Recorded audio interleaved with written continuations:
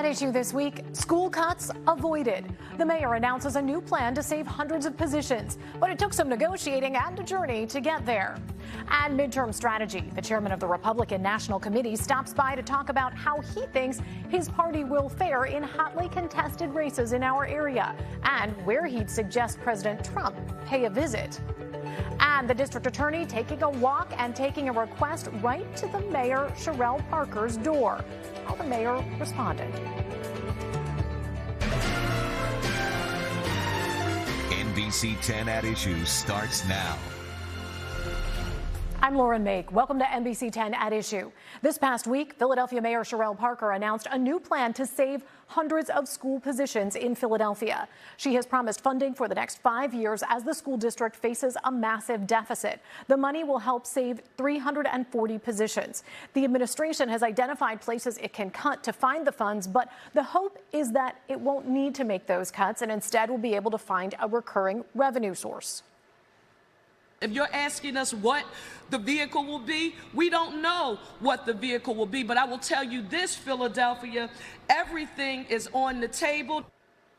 The mayor had initially proposed a rideshare tax to provide the funds, but that option didn't have enough support with city council to go forward. Mayor Parker ruled out increasing property taxes, but the mayor's office did say there could be cuts to city programs.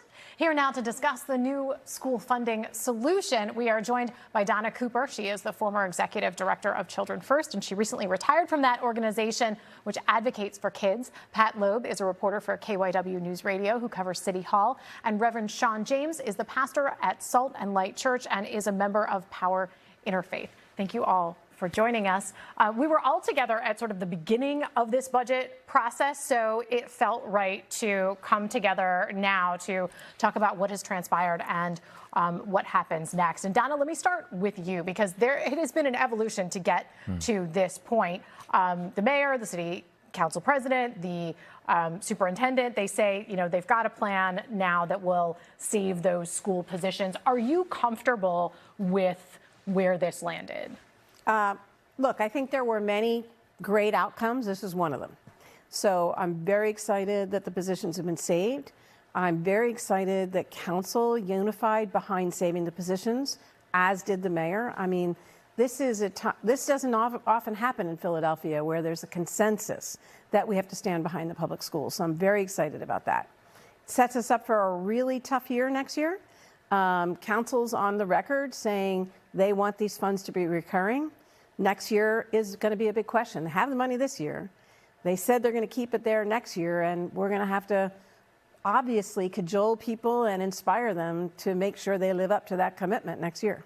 Yeah, Pat, you know City Hall well. How are people thinking about that yet, or are they like, oh, let's celebrate today? Because there are questions about what's going to happen a year from now or 9 months from now. And all of the members will be up for re-election next year. So the idea that they would vote for something that's going to generate new revenue, that would have to be a tax, very unlikely in an election year. We talked about the situation at the beginning in terms of what this would mean for what this proposed rideshare tax would mean for people and how that could affect people's budgets and you saw how things played out.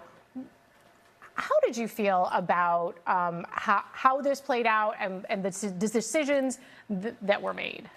I think that I commend the mayor and city council for the town halls that they had around the city, because I think they needed to hear from the people. And I think a lot of the decisions that they made since then have come from those town halls. And from my time in Philadelphia, there was more community involvement in those town halls and people pushing back against some of the proposals and particularly kind of explaining the need to take care of the schools as well. So I do absolutely commend the mayor and city council for listening to the people and then allowing the decisions that they made since then to come from the citizens of Philadelphia. The fact that there was a tax proposed that some people had concerns about or just weren't happy about the idea of, does that damage either the mayor or the school district, the council members who supported it? Does that sort of stick with them at all, or because there's a resolution, does that get wiped away? I think there is some damage that has been done, but I do believe it's also repairable. And I think that, again, listening and to people as they give their feedback on these proposals, I think is very important. I think one of the most important things to do kind of here moving forward is perhaps to do those town halls before the decisions are made. And Pat and Donna, let's talk about, when we talk about sort of whether any damage has been done, we also have to talk about the working relationship between the mayor and the council and how that is going to work going forward. Because even though we saw the mayor and the council president this week, standing next to each other, united, looking like everything was fine again, but it was not an easy road to get here. Is some of that, are some of those feelings going to be left over in City Hall? I think so. The mayor basically came out after last week and said council had basically been duped by big tech and didn't really give them credit for representing their constituents who are against the Uber tax. But both she and the council president were at pains to say, we don't always agree, but that doesn't mean there's conflict. And then they stood up together to announce that, in fact, they were saving those education positions. So maybe it's already been solved, but Donna, I think individual members are maybe not there yet. Donna, you've seen many a fight before in City Hall. How do you rate this scuffle that we saw? Well, look, it's the early in the mayor's term, and I think she has, every year you're there, you're weaker. So without question, she's going to have to work harder next year than she worked this year to reach agreement with City Council, and that'll happen again until the re-elect and then after. But I think one of the things that we forget here in Philadelphia is all around us in Pennsylvania, school districts are raising taxes to fund their schools.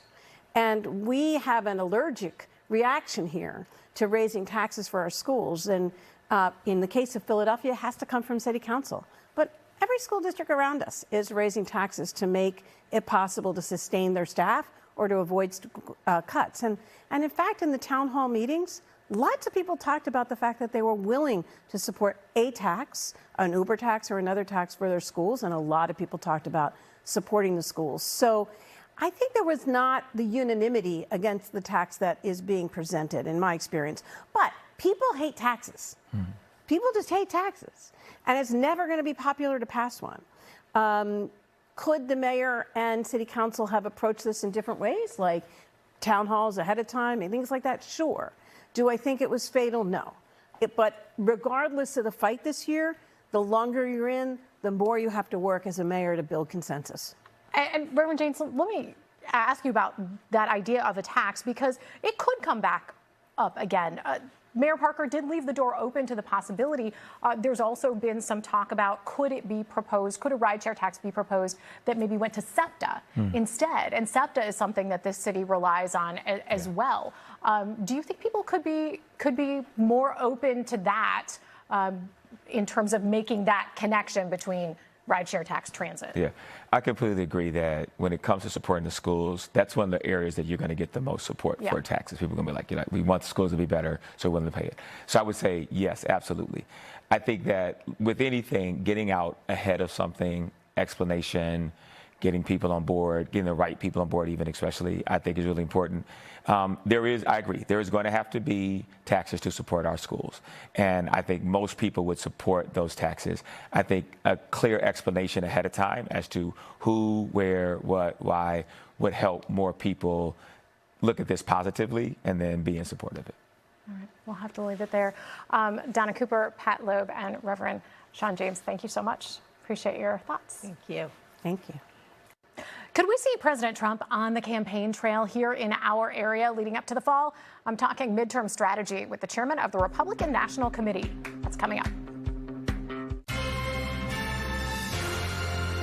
This is NBC10 At Issue.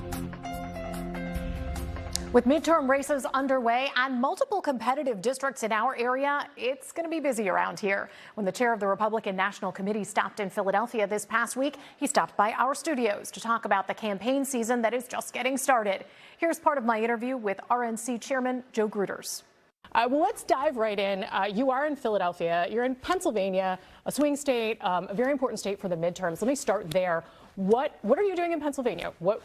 What are you doing on the ground here? Well, listen, we're here organizing. We're making sure we have the right staff on the ground. We have 4 competitive congressional races. We have obviously a governor's race, a lot of other races that we're concerned about, but we're just making sure we have the infrastructure here and that we have the resources in place to be competitive and win in November. The president is not on the ballot, but he is certainly on people's minds. There was a new Reuters Ipsos poll that came out this week that had his approval rating at about 35%. How do you and your candidates overcome that? Well, listen, I think the president is ultimately the leader of the party. I think that once you drill down on the issues that he really cares about, specifically issues as it relates to the American worker, I think for 5 decades, the D.C. has sent the American worker down the river. And this president, since he was elected, his whole focus is to make sure people have the ability to go out there and achieve the American dream. That's why he's brought in billions and even trillions of dollars of investments back to America, and you're not going to feel that every day. But we had to reverse the Bidenflation years, that disaster, and he's going to bat, and he did things like the big, beautiful bill and the working tax cuts, where he went after, no tax on tips, overtime, and Social Security. So I think when you look at the message itself and the issues that he has championed, I think that they'll be wildly successful when you get down to the very bottom line. Economic issues certainly were something that I heard a lot about from people in 2024 when I was at rallies. They were saying that things were too expensive and they were hoping he was going to really turn things around for them. But now they're facing things like higher gas prices, and that people are feeling that.